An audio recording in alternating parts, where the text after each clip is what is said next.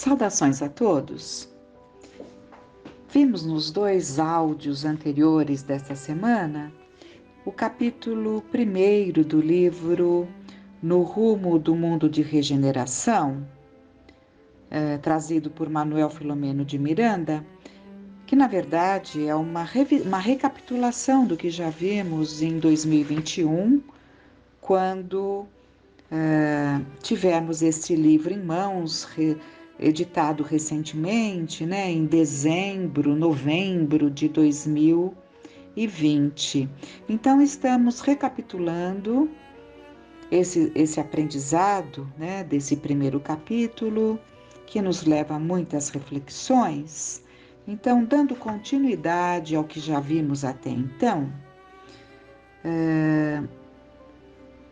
mas com certeza trará esclarecimentos também para este momento.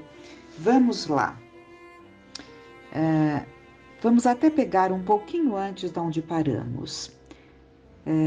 Bom, mas para que vocês tenham a ideia, é o irmão Antúlio falando com Manuel Filomeno de Miranda, que está junto da sua equipe, se preparando para virem à Terra, auxiliar nesses processos dolorosos que vivemos aí nos últimos anos, e eles estavam a postos, ouvindo neste momento as palavras do irmão Antúlio, que se dirigia a eles nessa preparação para a vinda desses espíritos mais preparados que vinham para cá engrossar as presenças daqueles que já se mantêm em auxílio aqui junto a nós.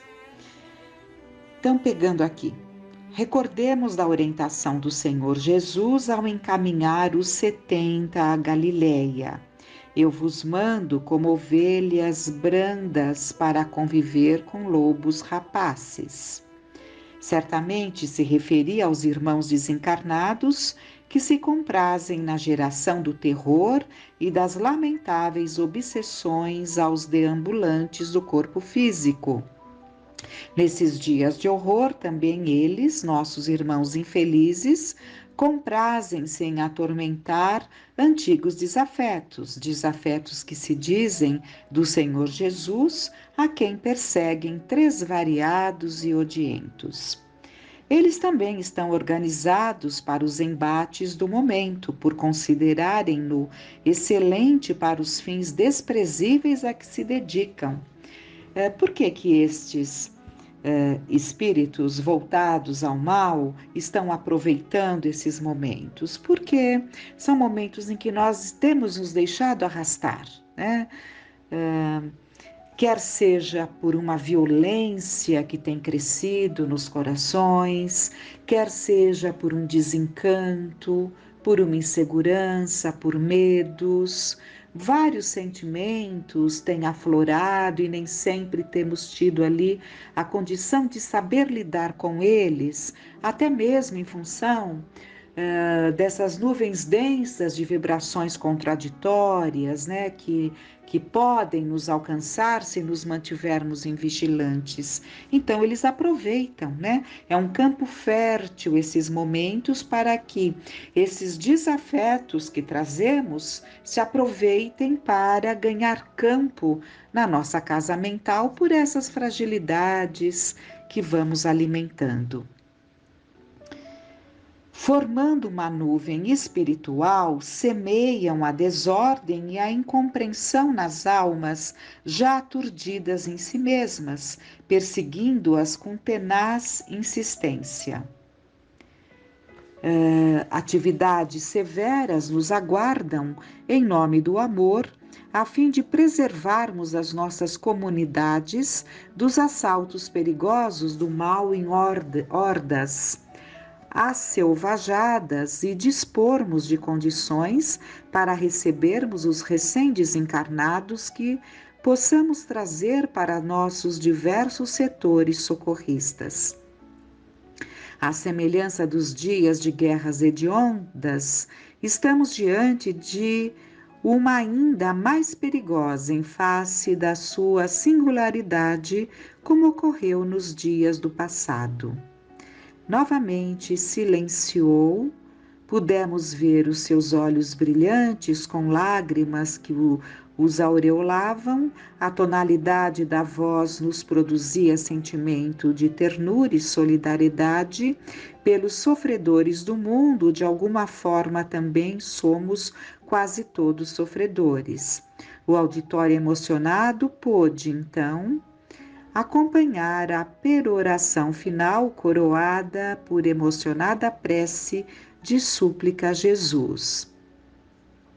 Então, antes da prece, né, nós vimos nesse capítulo todo aí as colocações, ele vai fazendo as colocações das situações que a humanidade da Terra vinha vivendo e experienciando, né, preparando a esse grupo para aquilo que eles encontrariam. E como vimos aqui, eu até vou ler novamente o último parágrafo do que ele estava colocando. À semelhança dos dias de guerras hediondas, estamos diante de uma ainda mais perigosa, em face da sua singularidade, como ocorreu nos dias do passado.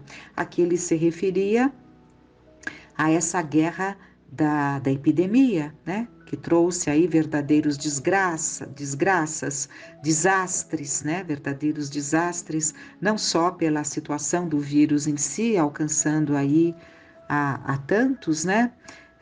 Trazendo aí muita dor, muitas partidas, né? Muitos retornos ao plano espiritual, assim como muitas consequências fisiológicas em função desse vírus mórbido, mas também um desastre social, né, em função de todas as situações pelas quais todos passamos e conhecemos.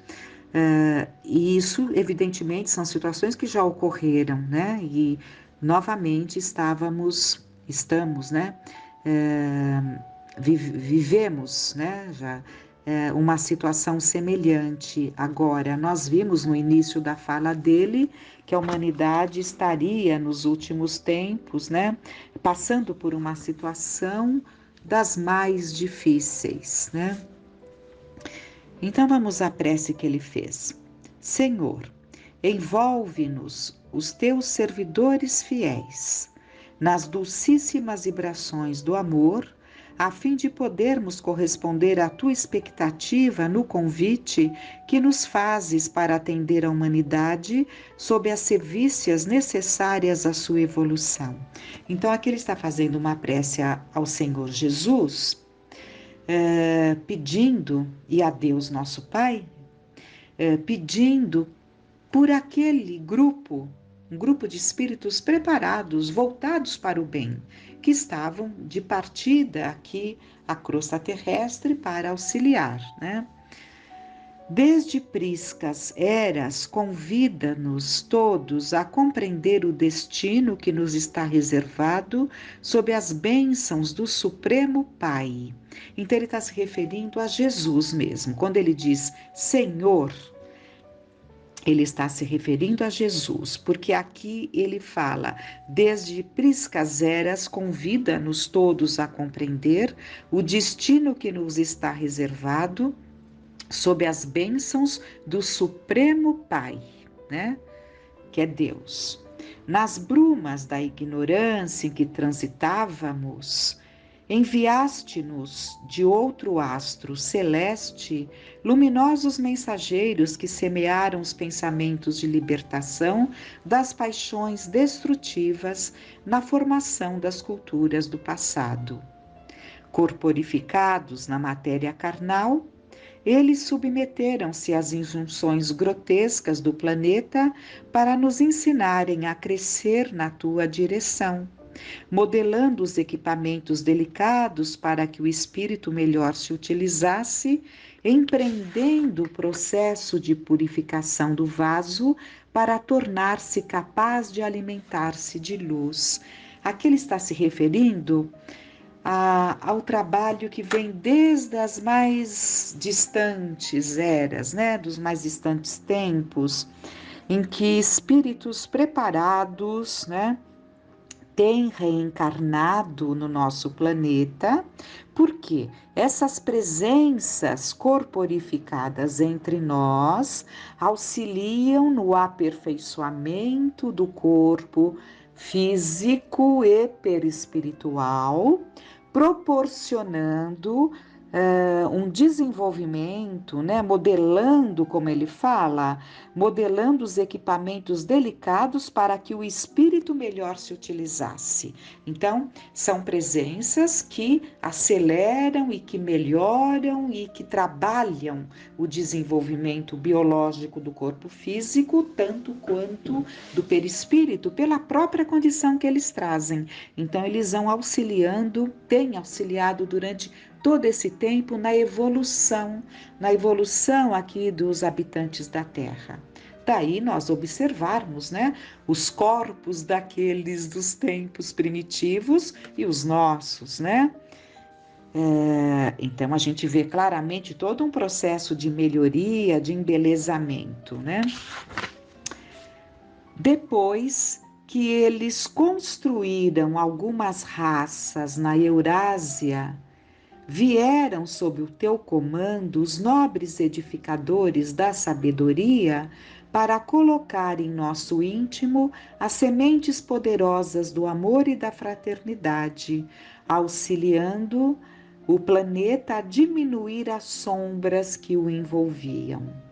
Periodicamente, mesmo durante as conflagrações que se permitiam alguns destes povos, eles a todos convocaram a respeito a Deus, à vida, a si mesmos e ao seu próximo. Com desvarios coletivos, ergueram-se impérios monumentais, que foram transformados em escombros, narrando em silêncio a dor da tragédia que os devastaram. Sucessivamente,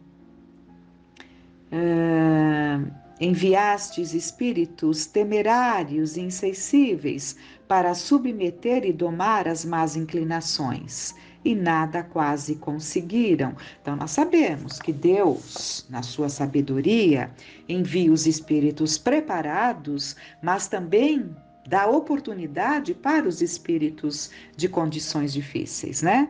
Porque nesse convívio, junto desses outros preparados, haveria de ter ali uma mudança, mas isso nem sempre se consegue pela dureza dos nossos corações, como já nos alertou Jesus lá atrás, pela dureza dos nossos corações, corações esses que continuam endurecidos. Basta observarmos o que tem acontecido, né? Pensamos na guerra que tanto tem nos preocupado, né? Quantos irmãos nossos sofrendo muito, né? E ainda o perigo, né? Um alerta para uma situação que possa até prejudicar o andamento aí, o crescimento do nosso, da evolução dos habitantes da Terra, né, nesse processo de transição, dependendo do rumo que as coisas tomarem. E então daí nós sabemos que o espírito cresce no convívio com os espíritos preparados, né, com os de condições mais normais e com os que trazem ali muita crueldade. Tudo isso vai nos ajudando a burilar os nossos sentimentos e a desenvolvermos o bom senso, desenvolvermos a capacidade de discernir, para discernirmos nós, pelo nosso empenho, pela nossa busca, pelo nosso aprofundar na observação, no conhecimento, irmos desenvolvendo o nosso nível de consciência e não repetindo o que mandam nós repetirmos e não abraçando ideias que o outro conseguiu dentro das suas possibilidades e por comodismo nós aderimos ali a determinadas ideias. Não é assim que deve ser. Somos espíritos livres que devemos desenvolver a nossa capacidade de discernir.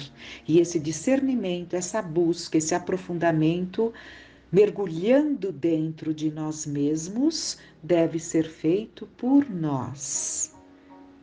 E não nos tornarmos simples repetidores de conceitos. Por mais interessantes que eles sejam, será apenas agir como papagaios, né?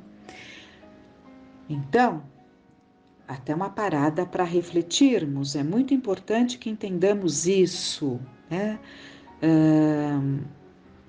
O Espírito da Verdade nos traz amai-vos uns aos outros, né? Que é a lei, amai-vos uns aos outros e instruí-vos. Agora, buscar a instrução é buscar o conhecimento, e não se alcança um conhecimento sem mergulhar em si mesmo, né? E não, como muitas vezes podemos entender, que ter conhecimento é ter opinião para tudo, né? É repetir opiniões que achamos interessantes, inteligentes. Não é por aí, né? Então, mas vamos voltar aqui ao nosso tema. Mas está tudo dentro do tema, é dentro das nossas análises, dentro das nossas reflexões que temos que fazer, né? Então, depois de devastações aparvalhantes, vieste tu próprio. Então, ele até aqui, o irmão Eulálio estava falando sobre os tempos anteriores à vinda de Jesus. Então, mas chega o momento em que Jesus vem à Terra, encarnado entre nós. Depois de devastações aparvalhantes, vieste tu próprio, aureolado pelas estrelas do amor e da caridade, acompanhado de luminares que se encarregaram de imortalizar teu nome, e a civilização cristã poderia ter modificado o mundo. A civilização cristã poderia ter modificado o mundo. Não foram poucos os teus discípulos fiéis que vieram alertar e viver com os réprobos morais e os dominadores de mentira, sem que restaurassem a união das almas num banquete de fraternidade. E quando o mundo entrou nos nobres segredos da ciência, da razão, da ética e da igualdade como recurso de vitória, enviaste Allan Kardec e as estrelas que estavam no céu, para que descessem as estrelas que estavam no céu, uma linguagem figurada dos espíritos abençoados que vieram, né? Não só encarnados para auxiliar, mas também vieram acompanhar e colaborar, desceram das suas esferas, né? Para colaborar e acompanhar no tempo da codificação. Auxiliares de Kardec, como espíritos, né? Porque a doutrina espírita, ela veio dos espíritos. Bom, e as estrelas que estavam no céu para que descessem à terra e a iluminassem com as claridades do teu evangelho. A nova sementeira espraiou-se, mas a colheita está pífia. Vejam o lamento, porque não era para estar assim. Mas nós não estamos aprendendo. Achamos que o que vivemos aí nesses mais de 2 anos, 3 anos, digamos, o que vivemos nesses tempos, achamos que daria uma chacoalhada tal, que haveria uma mudança em cada um de nós, mas se olharmos para nós, veremos que a mudança é muito, muito imperceptível. Não foi suficiente absolutamente. E estamos atrasando esse processo de melhoria porque não estamos colaborando, porque essa melhoria ela virá da implantação do evangelho em cada coração. Evidentemente que o processo de seleção adiantado por Jesus, que é a separação do joio do trigo, acelerará, né? Porque há espíritos que já nem mais retornarão à terra. Então essas presenças já não farão mais parte da Terra. Muitos vão embora, outros já foram e não retornam mais, né? Dentro desse processo de seleção, né?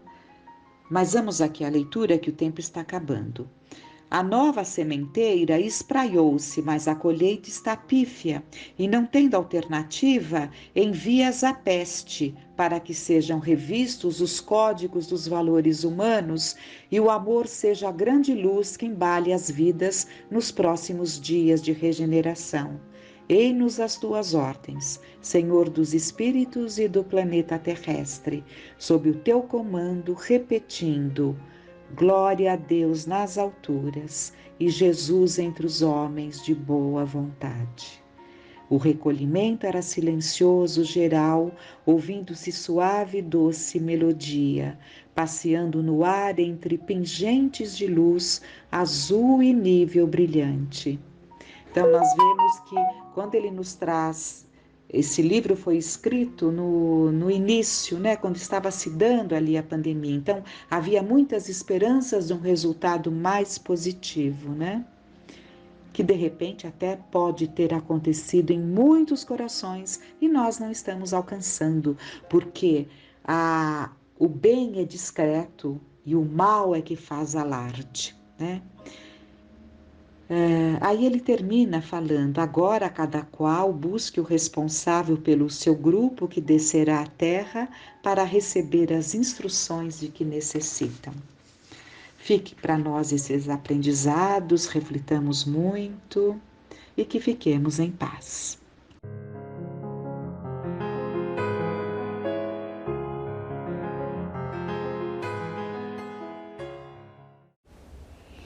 Olá! Hoje nós vamos começar um novo tema, mas vamos manter o mesmo livro, que é o Autodescobrimento, uma busca interior, pelo espírito Joana de Ângeles, psicografado por Divaldo Franco. Como eu falei nas últimas semanas, Joana de Ângeles é um espírito que tem ali um direcionamento para a mente humana, né? Um estudo muito precioso sobre a psique, né? Inclusive, ela tem uma série psicológica e esse livro compõe essa série psicológica. Ele é o volume 6. Então, capítulo 10, que é imediatamente após as viciações mentais que temos estudado, eu achei importante nós darmos continuidade no estudo e para que fique a gente possa refletir melhor, aprender melhor, se aprofundar sobre essa questão da mente, da psique, tão necessária nos dias de hoje. Nós precisamos nos autoconhecer, nos burilar, né, no sentido de conhecer ali as nossas fraquezas, lutarmos contra elas, para podermos potencializar o que há de bom em nós e evoluirmos. Não é fácil, é uma luta constante, mas nós estamos aqui para isso, né? Nós somos criados para vencer, então faz parte do nosso aprendizado essas lutas. Capítulo 10, conteúdos perturbadores. Aqui Joana vai tratar da raiva, do ressentimento, lamentação, perda pela morte e a amargura. Hoje nós vamos falar do primeiro item, que é a raiva. Ou seja, algo que nós conhecemos bastante, né? Ao longo aí de nossas existências e dentro desta encarnação atual, todos nós já fomos acometidos pela raiva. Em diversas situações, junto a diversas pessoas, sejam eles adversários, sejam eles pessoas que convivemos e que temos uma dificuldade, sejam com pessoas que nós nunca vimos. Quem nunca sentiu raiva de alguém quando levou uma fechada num carro, na rua? Né? Quem nunca sentiu raiva de alguém que estava ali na nossa frente, demorando para executar uma tarefa? Né? A raiva, ela vem e ela nos acomete. Né? Então, aqui o que Joana vai trazer é um diagnóstico da raiva e como nós devemos combatê-la. Muito importante esse texto, muito esclarecedor. A raiva. Os conflitos psicológicos se instalam sempre nas pessoas imaturas, que da vida conhecem e valorizam apenas as sensações, desejando, em particular, as agradáveis, sem levar em consideração as outras, que resultam de desordens de variada natureza. Então, o que Joana está trazendo, né? Nós ainda somos imaturos, né? Nós estamos na nossa infância espiritual. Ainda somos apegados a diversas situações e elas permitem, né, que a raiva surja. Num mundo evoluído, né, habitado por seres evoluídos, esse sentimento não vai existir. Então ele está muito próximo de nós, ele está próximo à matéria, né? Então são lutas que nós vamos ter que passar, quer queiramos, quer não queiramos. Né? E sim, enquanto a gente só quer ver o lado fácil da vida, né? As sensações, como ela colocou, né? Aquilo ali de usufruir, nós vamos ter a raiva presente em nós, né? Porque ela vai ser desencadeada por uma frustração, por um enfrentamento. A condição humana propicia por si mesma a fragilidade por decorrência da impermanência dos implementos físicos que revestem o ser, assim como dos diferentes níveis de consciência que são alcançados no processo de evolução. Como resultado, todos experimentam conflitos, que são choques de entendimento e de comportamento entre o que se quer e o que se é, entre o ego e o self. O ego são as nossas sombras, o self é o espírito, quem nós somos. Então, há diversos conflitos ao longo de nossa existência, né? Entre o certo e o errado, o que se quer e o que se é. Existe uma diferença grande, né? Quando, porém, esses conflitos se fazem duradouros, enraizando-se no psiquismo e perturbando o procedimento, adquirem expressões patológicas, ou seja, doenças, que necessitam de terapias específicas para serem erradicados, para serem eliminados. Por exemplo, ideias fixas. Né? As ideias fixas ali nos levam a obsessões, né? Pensar somente numa coisa, pensar somente em algo. Então, alguém nos feriu, alguém falou uma palavra que nós não gostamos, e se a gente fica alimentando esse sentimento de raiva, né? Nós estamos aqui nos perturbando, né? Nos auto-obsidiando. A raiva é um fator de frequentes conflitos, que aparece repentinamente, provocando altas descargas de adrenalina na corrente sanguínea, alterando o equilíbrio orgânico e, sobretudo, o emocional. Então, a gente fica completamente perturbado, não pense em outra coisa, é uma explosão, é uma fúria quando a gente dá vazão, abrem-se aquelas comportas, né? É uma coisa muito forte. Então, aqui Joana está trazendo, né? Altera o equilíbrio orgânico, né? São sensações que nós temos física e emocional, né? A mente fica completamente perturbada. Ninguém deve envergonhar-se ou conflitar-se por ser vítima da raiva, fenômeno perfeitamente normal no trânsito humano. Faz parte de nós, então é normal nós termos esse sentimento, né? No entanto, é o contato com ela que nós vamos nos curar, né? É o enfrentamento. Nós não vamos conseguir eliminar a raiva de nós se nós não entendermos a raiva, entendermos o sentimento, né? E agirmos, buscando eliminá-la. Então, é normal sentir, mas o correto é a gente agir, é a gente eliminar. Porque cada vez que a gente consegue eliminar, cada vez que a gente consegue superar, ele vai sendo diluído de dentro de nós. A próxima vez que acontecer uma situação semelhante, ou que nós encontrarmos alguém que nós temos uma dificuldade, o sentimento vai ser outro. Vai mudando, vai se transformando, né? O que se deve evitar são o escamoteamento dela, pela dissimulação, mantendo-a intacta. Então, ela vai trazer aqui as recomendações que nós temos que ter. Então, se sentirmos raiva, o que nós temos que fazer? Então, esse escamoteamento é fazer desaparecer, é dissimulação. Ou seja, você fingir que não está com raiva. Isso a gente tem que evitar.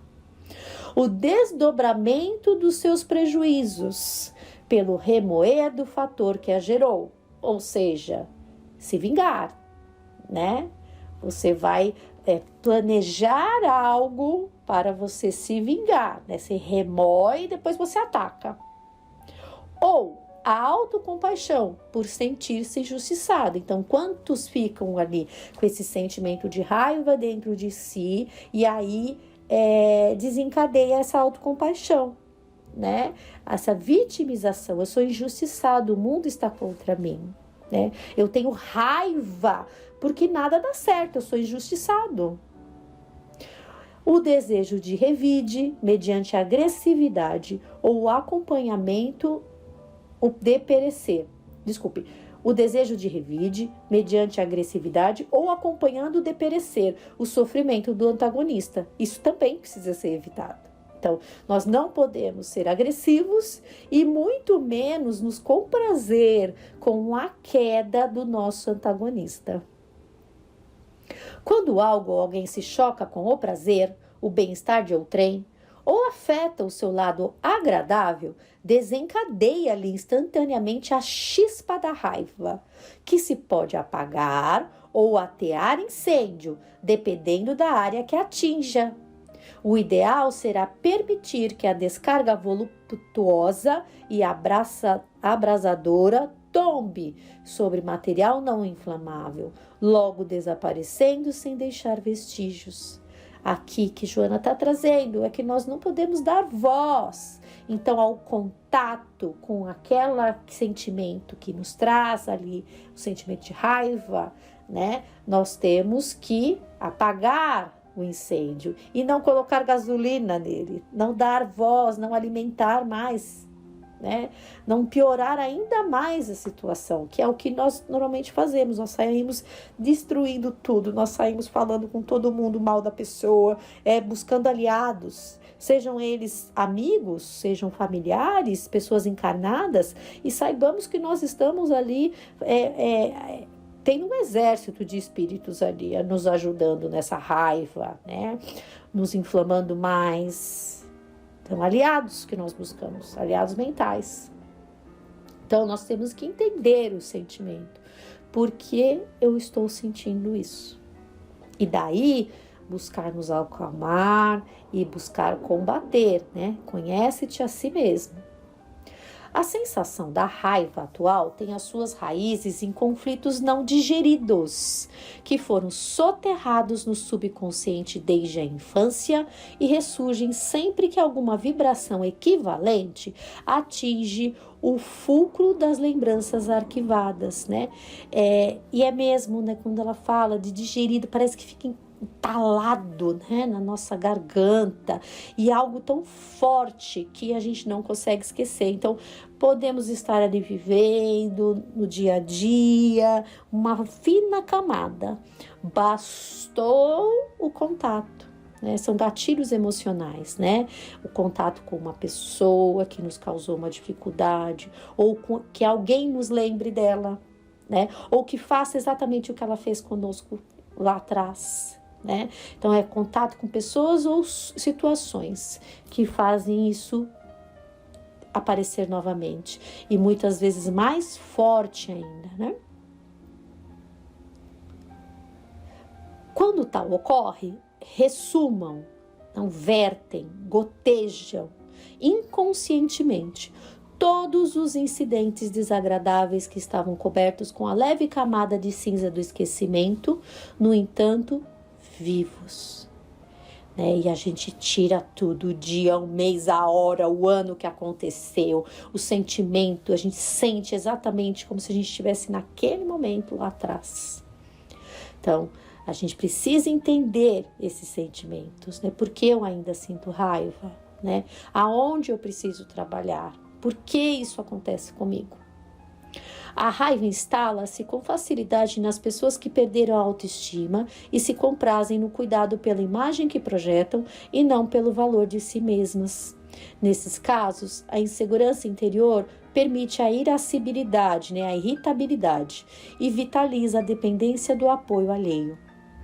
Então, são sentimentos aí de inferioridade, um descontentamento em relação à vida, a gente não se contenta em ver uma pessoa bem, a gente sente raiva, porque só ele se dá bem e eu não me dou bem, eu faço a mesma coisa, eu sou melhor do que ele, né? Então, é uma fragilidade emocional muito intensa que vem.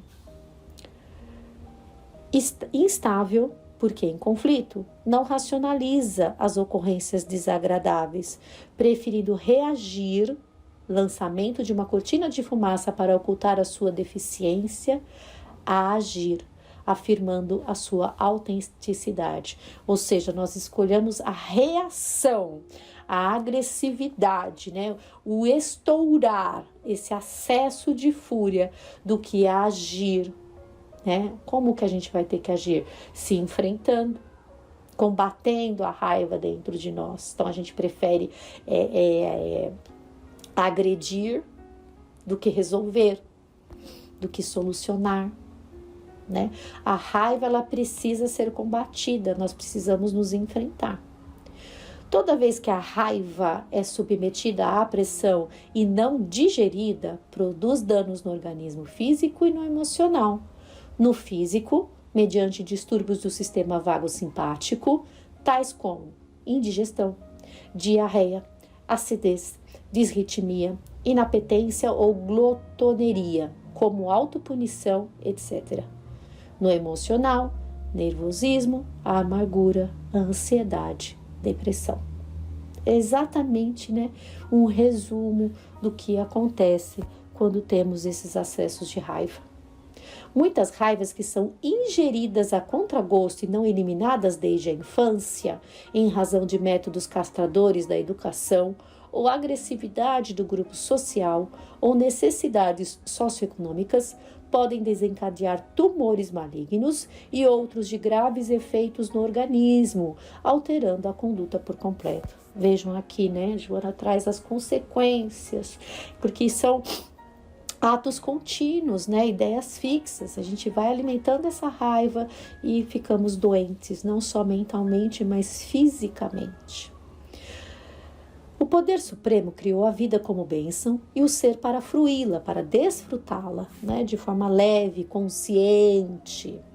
Nas leis soberanas não existe um só item punitivo ou gerador de violência, tudo contribuindo para a harmonia geral, inclusive as ocorrências que parecem desconcertantes. Nada é por acaso, nós somos herdeiros de nós mesmos.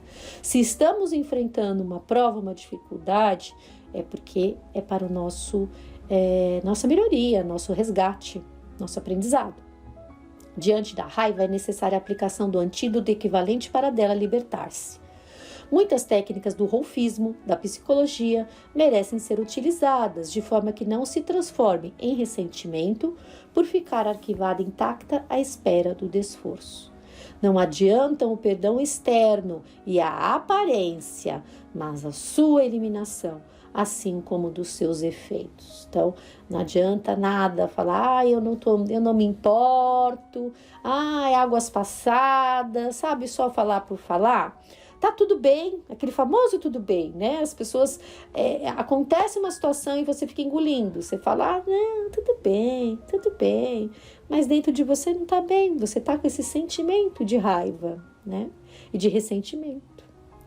Quando Jesus propôs o perdão das ofensas, ele se referiu ao esquecimento delas, isto é, a sua diluição na água lustral do amor. É um processo.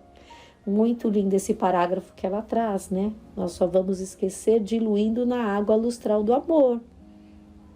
Então, vai ser um processo. Não vai ser curado assim. Ela tem que ser eliminada, através do perdão das ofensas.